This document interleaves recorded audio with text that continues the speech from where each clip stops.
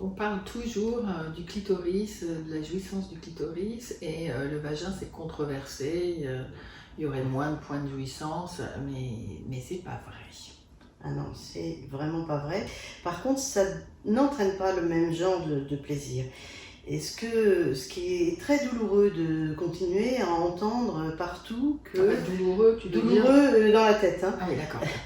C'est de voir que on C'est fait... agaçant, tu veux dire? On dit... C'est agaçant, voilà. Ouais. C'est agaçant de voir que le plaisir n'est que clitoridien tout le temps, même si on a un orgasme vaginal, ça vient du clitoris. Non, non, non, non. On sait qu'il y a, j'ai l'impression de me répéter 50 Non mais fois. répétons-nous. Ouais, voilà. Il y a un nerf qui s'appelle le pudendal qui innerve le clitoris. Quand ce nerf n'existe plus, Par exemple, et dans une paraplégie, dans un accident, eh ben, il y a des orgasmes vaginaux qui ont été repérés et confirmés à l'IRM. Et qui n'ont rien à voir avec le clitoris. Voilà. Juste pour rectifier. Voilà, ça fait du bien. Ça nous fait du bien. Oui, hein, voilà. Merci. Donc on va parler des points de jouissance du vagin. Et ça, c'est très controversé parce qu'il y a les Français qui donnent des points avec le docteur Gérard Leleu qui a mis des beaux points partout. Et oui, c'est la carte, voilà, la cartographie. du vagin. Et les Américains donnent d'autres.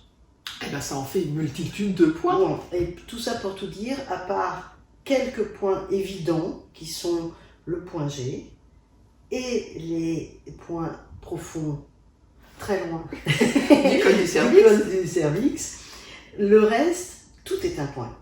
On n'est que des points. C'est-à-dire que... Ah, nous sommes un tableau impressionniste. Tout à fait. Voilà. On va avoir un partenaire qui va toucher avec la forme de son sexe toujours la même zone. Cette zone va être géniale. Tu vas avoir utilisation de Tout sex ça, toys. Voilà. qui vont stimuler autre chose. Autre chose. Alors, dans les points, pour être clair, il y a le point G. Il y a plus loin, il y a le point A. C'est-à-dire toujours sur la paroi antérieure, c'est pour ça qu'il s'appelle A, antérieur, et assez profond. Et entre les deux, d'ailleurs, il y a une zone qui est juste après le point G, qui est la zone dont on n'a pas mis de nom, mais qui stimule la fontaine. D'accord. Donc, je pensais que c'était la zone G qui stimulait la fontaine. Non, c'est... Aussi. Voilà, je vais mettre une photo. Le point G a une forme un petit peu allongée. Au début, ça ressemble un petit peu à une noix, mais en fait, ça se continue. Et juste au bout de la noix, du fil, là, il y a une zone qui entraîne cette fonténisation. Voilà. Que les sorciers et sorcières adorent faire ce mouvement-là, et ça entraîne la fontaine. Si la femme veut bien lâcher prise.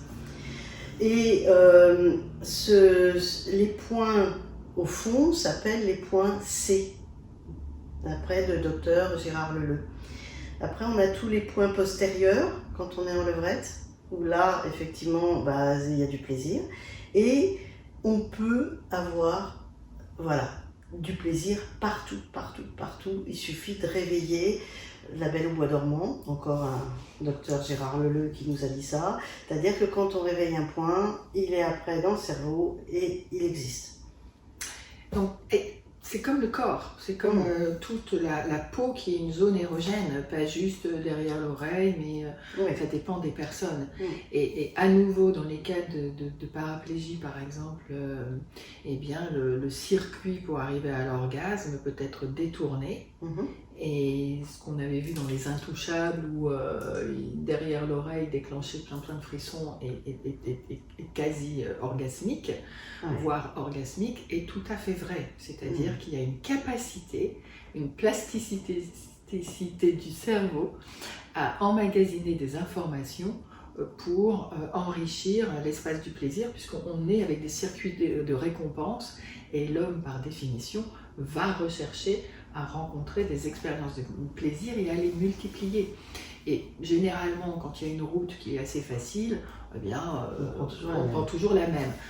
L'idée dans la sexualité, c'est d'en prendre plein de différentes, et puis de voir ce qui se passe, Et tu le vois dans les ateliers de tantra que des hommes commencent à se réveiller à certains points qu'ils n'ont jamais explorés. Tout est explorable et un point qui n'existe pas, comme les tétons qui ne sont pas stimulés ou rarement stimulés, ben, ça ne marche pas. Mais par contre, si tu tombes sur un ou une partenaire qui stimule d'une certaine façon, là ça va être génial. Et là, ça va être un point qui va enfin exister sur notre cartographie. Exactement. Il faut avouer qu'on a quand même une cartographie énorme, les femmes. Hein. Et femmes et hommes aussi. Mais oui, parce qu'il y en a plein qui n'ont pas été développés. Ouais. Et ce qui se passe, c'est que cette cartographie évolue avec les circonstances de la vie, donc la maternité, la paternité aussi, l'âge, parfois la maladie entraîne, développe d'autres capacités, des rencontres, des lectures, des discussions qui ouvrent à d'autres perspectives.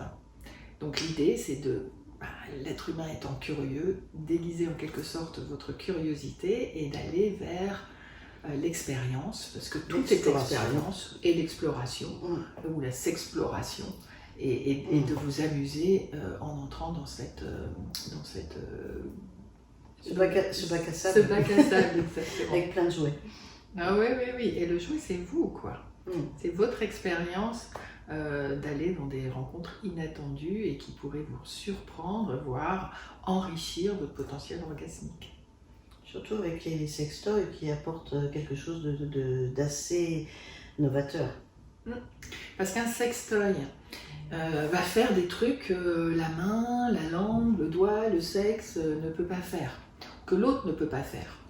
La vibration, c'est compliqué par exemple, ou tourner, des choses comme ça.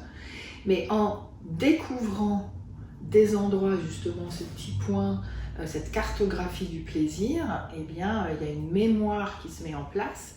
Et après, c'est plus facile d'y aller sans le jouet sexuel, sans l'autre stimulation, parce qu'il y a déjà une conscience qui s'est faite d'une route de plaisir. Et donc, y retourner est beaucoup plus facile. Même c'est pour ça que, par exemple, en activant son muscle PC, pubo-coccygien, que ce soit pour l'homme ou la femme, eh bien, il est possible d'aller vers des orgasmes sans stimulation, alors qu'avant, il y avait besoin de stimulation. Bah, c'est ce que disent certains hommes avec la prostate. Ils contractent, ils décontractent, et au bout d'un moment, ils ont un orgasme prostatique. Oui, et sans stimulation. Sans stimulation. Externe, ou avec un objet, ou avec un sexe, ou les doigts, et ça se fait de soi à soi. Et quand il est dans le métro, tranquille. Par exemple. Voilà. Donc c'est la magie de l'exploration, magie du bac à sable, magie de la curiosité et de l'ouverture. Et vous prenez pas à la tête avec tous les points. Tout est bon dans le cochon. Non. Dans la cochonne. Non, tout est bon. Ouais, voilà. Et si c'est pas bon, eh ben vous le mettez de côté. Et c'est la capacité à dire non au pas bon. Et votre pas bon peut être un bon pour quelqu'un d'autre, mais respectez l'endroit où c'est OK pour vous et pas OK pour vous. Allez, à bientôt. Ciao, bye. Au revoir.